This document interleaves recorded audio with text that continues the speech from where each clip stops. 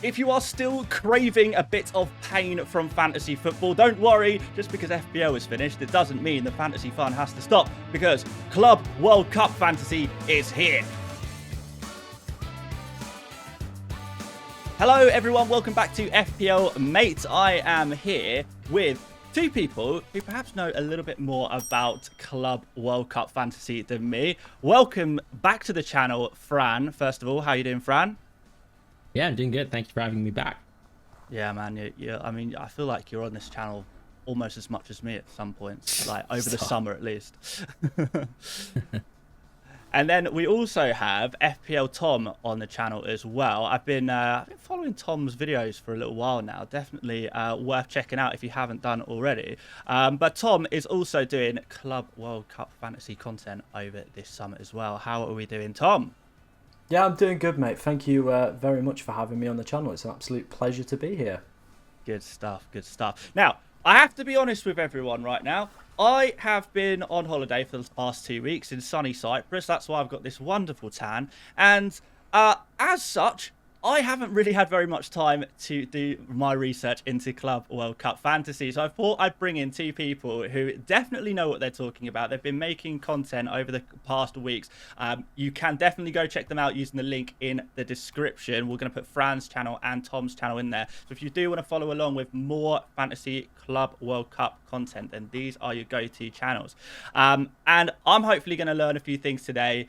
You guys at home are probably going to learn a few things as well, and we can all get stuck in and try and fill the void. There's a void right now. I'm sure we're all experiencing it a little bit.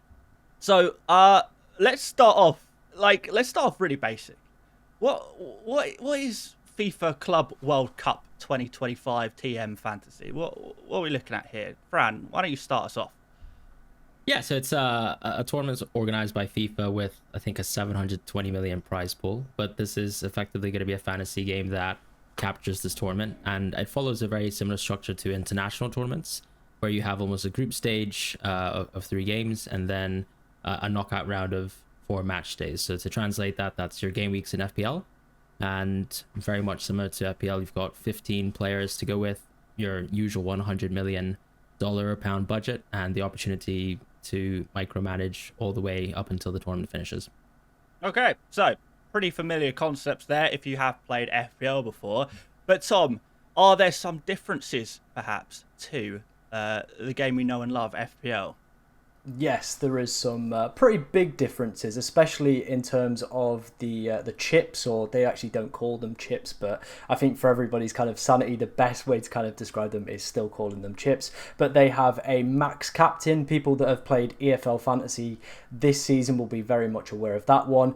That pretty much captains the player in your kind of 11, whoever gets the most points. So a really useful tool. I know it's very frustrating for a lot of FPL managers when they kind of split between who to captain between 2 players. This kind of takes that out of the equation, so a really good chip there. There's also the 12th man, again a new chip that a lot of people are going to be using in the group stages for this tournament. That allows you to pick an additional player outside of your 15-man squad that you already select for any of the match days.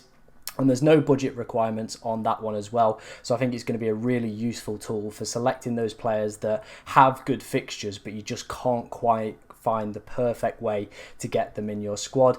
If you played UCL Fantasy this season as well, there's a lot of changes in terms of bringing players in as substitutes. So once a player plays, if he doesn't do well, you can then swap him back out. And there's also a change in terms of captaincy as well. Now you get unlimited changes with captaincy up until the player plays, but once then the player has played the game, you can only change that captain once again. Unlike UCL Fantasy, where you pretty much can just keep changing it as long as there's games on that day, that isn't going to be the case for this one. Once that captain plays, you've only got one more roll of the dice.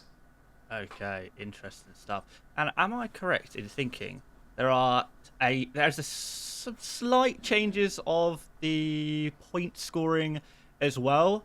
I guess a lot of this stuff is familiar if people have played UCL Fantasy or World Cup Fantasy or Euros Fantasy.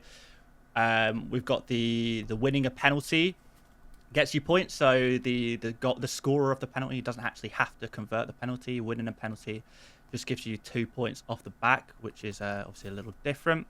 And is there any other interesting extra rules? Bonus points, perhaps, Fran?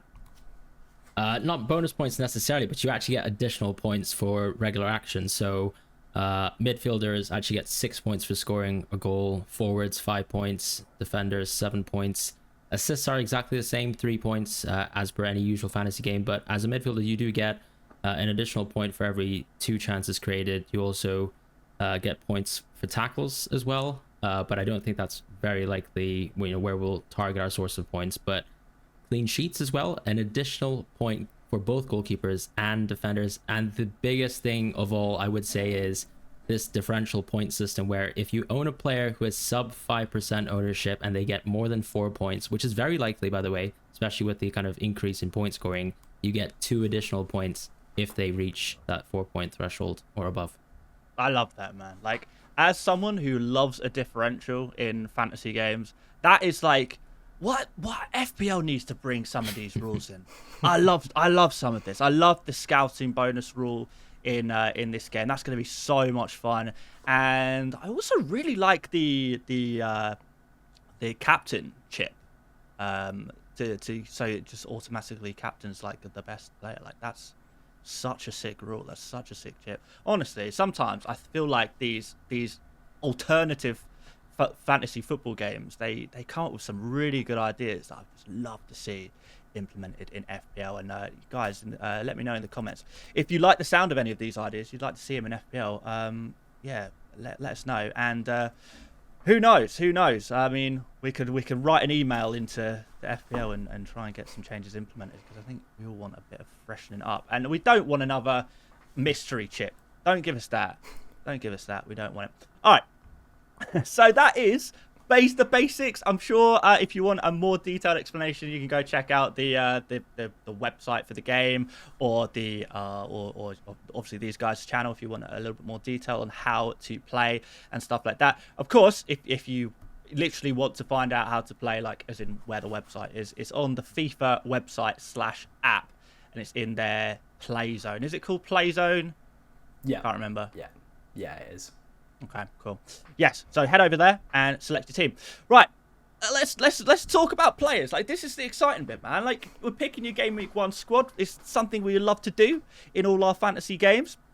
Let's go through the groups first of all. I'm gonna just read them all out, and then we'll kind of have a look at some of those teams that we think have some really nice groups and opening fixes and what have you. So we've got Group A: Al Ahly, Inter Miami, Palmeiras, and Porto. Group B: Atletico Madrid, Botafogo, PSG, and the Seattle Sounders.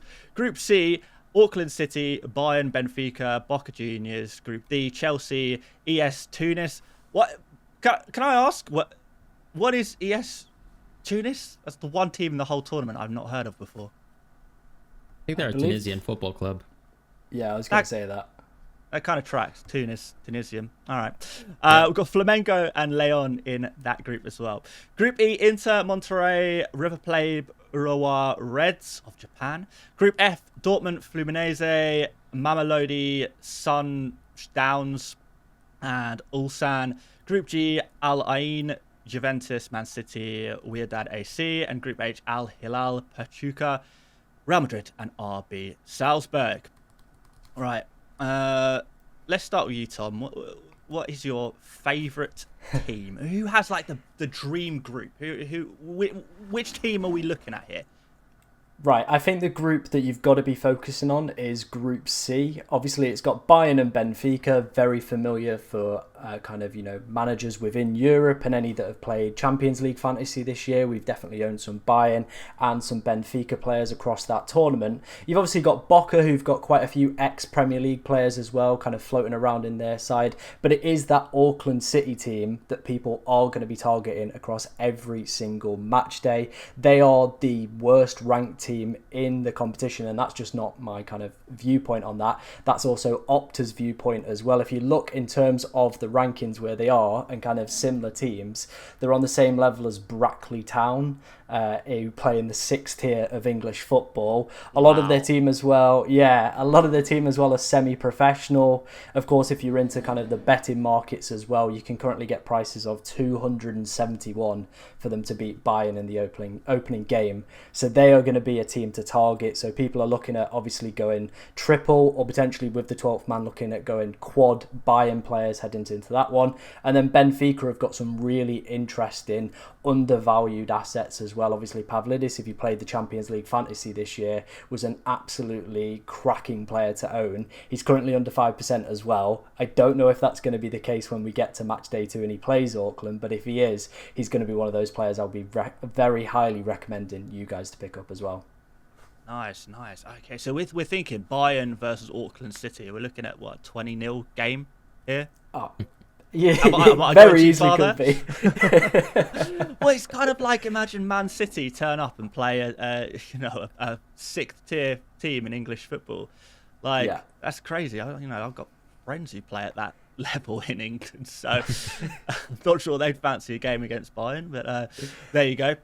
Fran, aside from Group C, is there any other teams that you have your eye on with perhaps some juicy fixtures of their own? I think just because of the strength of the teams, both Juventus and Man City interest me. Their group is Group G. They're versus Al Ain and Wydad AC. What's nice is Juventus and Man City don't face off until match day 3, and I think most people's strategy would be to use the wildcard in the group stage of the tournament. And so it's very likely you'll be using it at the very latest at match day 3. So you'll avoid that Juventus-Man City game. So therefore, actually getting Juventus and Man City players makes a lot of sense from a match day 1 perspective. Okay, nice. The other group that I'm kind of looking at here is obviously Real Madrid, who what we know have like an absolute crazy squad there. Obviously, Al Hilal do have some, big players. RB Salzburg are a team with some Champions League pedigree, and by that I mean they've played in the Champions League. But surely, this Real Madrid team is going to cook this group, no? Tom? It's a really interesting one. I think you make a great point. I think Salzburg have had an absolutely woeful season. They finished 3rd in the Austrian Bundesliga, so they're used to kind of being the dominant team in Austria, but for the past few seasons they've definitely fell off a cliff in terms of that quality. I think, like you said as well, Al Hilal, I was actually looking at that fixture and thinking I'm probably going to avoid all the Real Madrid players, but kind of looking at some of the odds I've seen from certain models, the 11-5 model, the betting markets, they're still suggesting that Real Madrid are going to do exceptionally well in this group. And I think with obviously a new manager in Xavi Alonso, some new players, obviously Trent being the kind of standout player for them, I think they could go out there and really show what they're about under this new management, and obviously players like Trent wanting to impress as well. Okay, interesting. Is there any other teams that you think you have to have like 1 or 2 players from that team? Like, Fran, you got any other teams like you feel like you have to be invested in? I think Dortmund's actually one of those teams as well. If you look at their group, it's probably the most lopsided one. Like most teams or most groups have 2 strong teams, but they just have 3 easy matches on paper, really. Okay. Tom, shout out for one more team that you want to maybe cheeky little invest in. I probably would look at Inter as well. I know obviously they're going to be under new management and stuff like that, but their Champions League heroics this season, just missing out on the league title, but I still think they'll probably be wanting to look to rebound from that. And again, they've got a fairly easy group, probably River Plate are their hardest fixture, but you still feel that could be a comfortable win for them. I'm looking through these groups, man. It seems like we've got like 1 or 2 European teams in each group, and I guess we're all expecting the groups in which they just have 1 European team in, pick the players from that 1 European team. I don't know if we're doing disservice for some of those teams outside of Europe, but is that the strategy pretty much? Have I pretty much nailed that? Yeah, I think so. There's a few exceptions and a few players that people are going to be looking at from some of the South American teams. I think they'll do quite well, but other than that, I think large proportions of most people's teams are going to be built up from European players and European sides. Fair enough. Fair enough. Well, let's talk about players. Let's talk about players. You know, we've had a look at the groups, the teams. Who are we going to target specifically? And I think let's talk about like the top players first, the big names, and then we'll talk about some differentials and maybe trying to get those differential extra points that we get in this very interesting fantasy game. So let's start off with Bayern Munich. We mentioned them as a team that you're looking to, you know, at minimum triple up on. Tom, you had some positive things to say about Bayern Munich. So let's hear it. Who are the players to pick? Yeah, I think the two main players, and probably should be a lock in most people's matchday one teams, are going to be Harry Kane and Elise. Both have had absolutely fantastic seasons, especially in terms of Kane. It's been a record-breaking year out in the Bundesliga for him. Obviously getting his hands on his first piece of silverware, and I think he represents the best captaincy option as well. Looking at kind of all the data and all the metrics, it's also suggesting he's going to score the most points and have the most goal involvement against this Auckland City side that, you know, the bookmakers are writing off. Probably most people watching this video as well already writing off as well. But then you've got that third Bayern spot, and I think that's going to be a little bit difficult to predict who is going to be the correct player. Obviously some people are trying to guess which player is going to play kind of within that attacking role. I think Thomas Muller is going to be ruled out as an option because he's a forward and there's so many other good forwards to be selecting. So then you've kind of got that midfield trio of Gnabry, Musiala, Gnabry, and potentially Sane as well. There's rumours that he might be coming back just to play for the Club World Cup, having moved to Galatasaray, but apparently that transfer isn't going to go through in time, so they're going to bring him back for that. Or you've got Guerrero, who has been very, very attack-minded this year in the Bundesliga and potentially taken a little bit of a punt on the defensive route. Again, not only are the attacking numbers looking so good, I think it's around 82% predicted clean sheet for Bayern Munich heading into this fixture, and I don't think I've ever seen a clean sheet number that high, especially in a long time playing, you know, FPL and Champions League fantasy. No, I don't think I've ever seen that in any game ever. Yeah. In fantasy or out. That's wild. Okay, that's really interesting. All right, in that case, Fran, we'll ask you to select a third player from Bayern. Tom's given us a few options. Is there anyone there who you think is maybe, you know, one that we need to have a very close look at? I think you could probably just go with someone like Gnabry. I was looking at the end of the season when Musiala came off injured with a hamstring injury. He's coming back and he's actually in training now, but I also am reading news about how there's likely Bayern rotation. Coman and Sane, most likely the two wingers who are on the way out. Sane already confirmed out, but, you know, we don't know whether he's going to play for the Club World Cup. I quite like Gnabry if you're looking for another attacker that you feel like is most likely going to be nailed on to at least play a fair share of minutes versus this team. It's a really good point about rotation, actually. Like, this is like the easiest game that Bayern will play. We're doing like absolute disrespect, violation to Auckland, by the way. So apologies to anyone who is an Auckland supporter. All three of you, if you've managed to find this video, must be devastated. But is there like a serious danger of, you know, just Bayern playing the B team in this game? Is that a consideration? Yeah, I think there's definitely some potential in it. I think we might see, maybe not even in terms of like, maybe they might go with the strongest 11, but they could very easily be 5-6-0 up at half time and potentially take some players off. That would not surprise me to see that in that opening game for Bayern. Interesting. All right, well, let's say Kane and Elise are locked. I like the sound of that of Guerrero as well, like going for an attack-minded defender. It always gives the potential for those mega points, doesn't it? All right. What was the team you said you liked the look of, Fran? Again, remind me. I do like Dortmund as one of the teams, but Juve and Man City are up there too. Okay, Dortmund then. Let's keep it in Germany. Is there a must-have player from Dortmund or from Juventus or Man City? Tricky one with Dortmund. I think it's a team where I tend to find on my drafts that my 15th or 14th player would come from Dortmund. from a defensive point of view, I think you can go with someone like Svensson or Ryerson. I believe the former player is under sub 5% ownership right now, so that's quite a positive differential to go with. In the attacking phase, in the midfield, you've actually got a budget player like Pascal Gross, if anybody remembers him from his Brighton days. Not a penalty taker here, but he is someone who's quite good at creating chances from a little bit deeper for this team, which you are getting rewarded for here. He's only 5.7 million.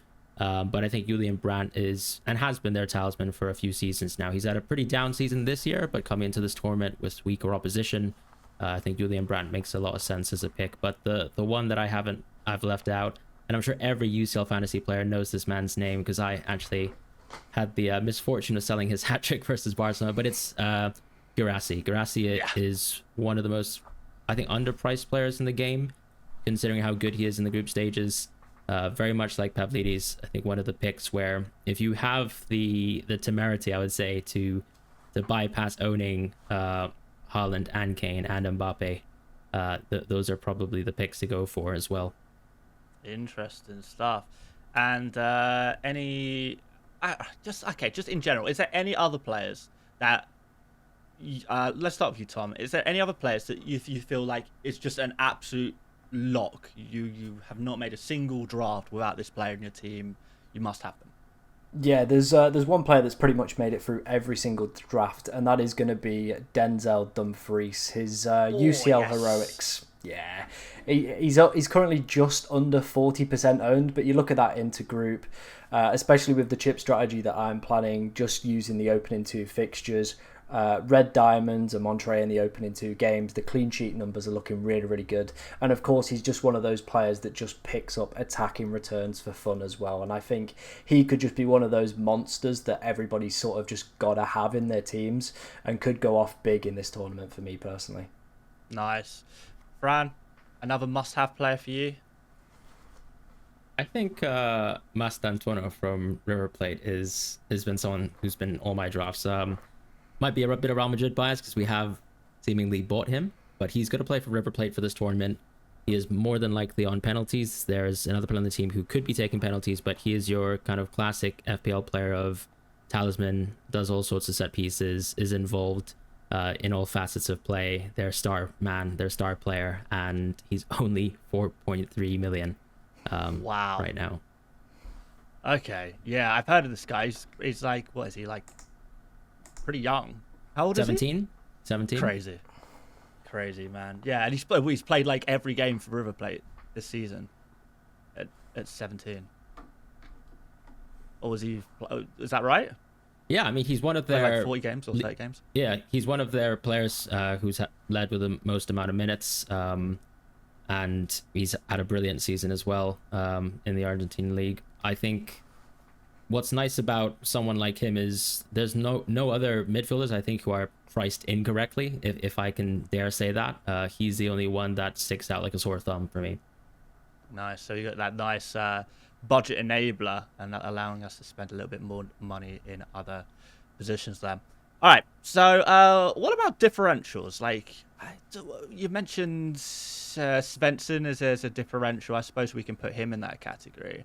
Tom, have you got any like hot tips players that people are like not looking at right now that maybe we should be?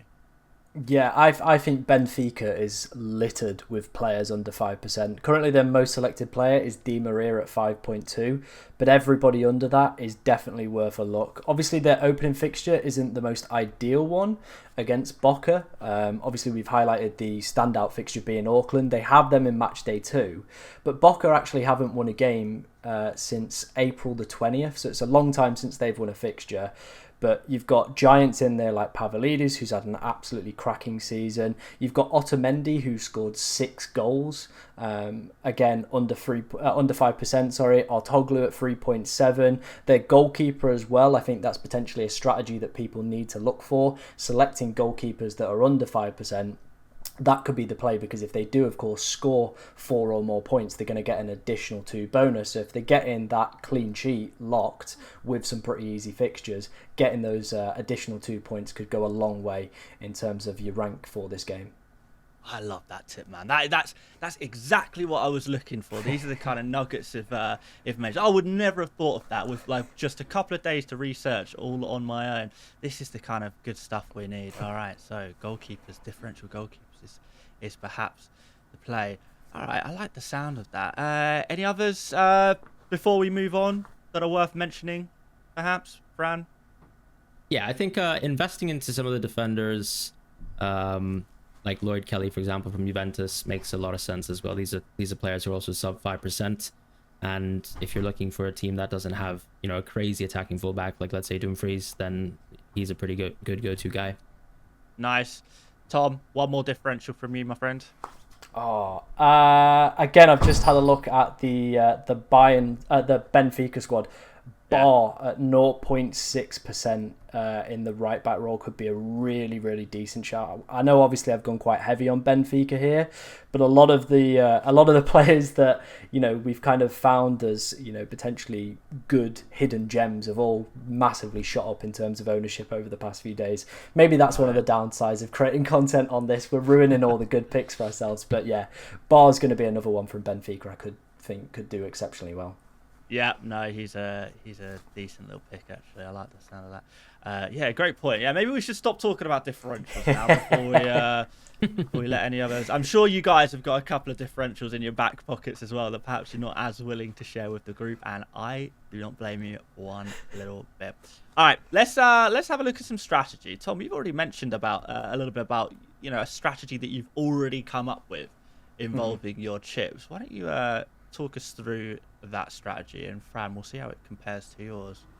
Yeah, so the strategy that I'm going to go for this tournament is pretty much all guns blazing, early doors, try and get as many of my chips active as quick as possible within the group stages, because the gap between quality of teams is massive. And when we get to the latter stages of this competition, it's going to be a lot closer. The game's going to be a lot more competitive. And I think the player pool that you're also picking from in the semi-finals and the finals, a lot of people are going to end up with very similar looking teams because there's only so many players that deliver points in terms of a fantasy perspective. So I think the strategy for these shorter format games is, of course, going to be playing your chips. So my strategy is to play the 12th man in match day 1. I'm either going to use it on Haaland or Mbappe. I just don't have a way to get both of them within the squad.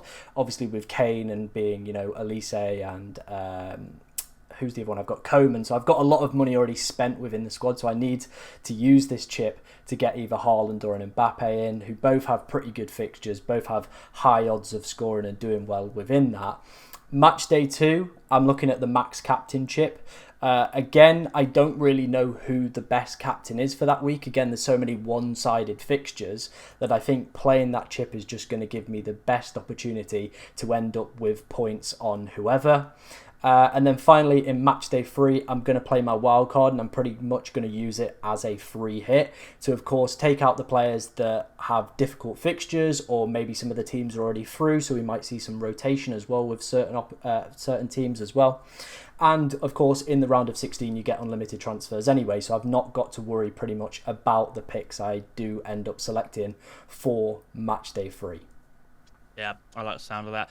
I have to say, I love the international tournament fantasy games, World Cup fantasy, Euros fantasy, and the strategy the strategy you mentioned there, it works. In the group stages, this is where we see big dogs facing little dogs, and you get to the later stages of the tournament, and the score lines start looking a little bit smaller. There are less points up for grabs. So say a chip increases your points potential by 20%, for example. You want that 20% on the 60-70 point weeks rather than the 30-40 point weeks, because obviously that gets you the extra points. Fran, are you aligned with that, or anything slightly different? I'm quite aligned with that, but I think the alternative one is maybe going for a wild card too. There are some teams like, let's say, PSG, who have a really tough opening fixture in match day 1. They're faced off versus Atletico Madrid. So if you wanted to target a different flavor of European team, you could maybe go for a strategy like this. I think the biggest roadblock against the strategy is inevitable rotation match day 3 if a lot of teams that you want to be invested into, even from a matchday 2 perspective, are already qualified, right, for the next stage of the tournament. But I think that's quite interesting. That also allows you to target a lot of Brazilian teams and even River Plate in matchday 1, because teams like Flamengo, Botafogo, and River Plate specifically have a really good game in matchday 1 and less so in matchday 2, and a lot of their players are sub 5% in ownership, so that could be quite interesting. Stuff. All right, well, I have to say, chaps, I have learned a lot today. I really have, and hopefully a few people will benefit from this this video today as well. So yeah, to those of you watching, I have to admit, I'm just going to be totally straight with you. I am not huge on my international league football. I'm not an expert on that at all. So I will not, unfortunately, I will not be making any more Club World Cup videos after this one. So I thought we'll leave it to the experts. We'll leave it to those who have clearly put the work in, clearly doing the research, and are clearly making content, putting that out there for you guys to consume. So if you want to check out what team Tom is selecting or what team Fran is selecting, hear more about the game and the strategies and some of the players you can pick, please do go check out their channels. I will be leaving a link in the description. So yes, guys, if you want Club World Cup Fantasy, this is not the channel to be on. It is not the place to go. But hopefully we've directed you guys to well, my 2 picks for the tournament at least. And yeah, I'm going to be following along with both of you guys with your videos to hopefully help me out with some tips for my team. It's so nice to be on the other side of things for once. I feel like I'm a member of the audience here. This is quite nice. Yeah, massive thank you to both of you. Any other final words, Fran? Like, you know, any video you have that you recommend people checking out on your channel, maybe? Yeah, I've done an early version of the attacker's cheat sheet, so I think that hopefully gives people a little bit of an in-depth look at some of the other midfielders that we might not have discussed today. And that's it, really. I hope you guys enjoy the tournament, and I look forward to it myself. Awesome, man. And Tom, you've been pumping out those videos. Have you got a recommended video on your channel right now for those looking to get involved, or have you got anything in the pipeline as well? I would say probably my most recent video, the team selection. It's got all the key data that people need, me talking about what chip strategy I'm planning. But like Fran said, that cheat sheet that he's put together is a real piece of work. So anybody looking for any kind of picks, that is probably the best video to go and watch. Awesome, guys. Well, I really appreciate your time today. Usually I end the video by asking people to subscribe to me, but I'm not going to do that today. Subscribe to FPL Fran, subscribe to FPL Tom. They will not let you down over this Club World Cup tournament. Thank you everyone for watching. Do drop a like. We'll be back for some more FPL videos in the coming days. We've got a few videos to come, so looking forward to them. But yeah, for Club World Cup, you know where to go now, guys. Use the link in the description. Thank you so much for watching, everyone, and I will see you later, mates. Bye-bye.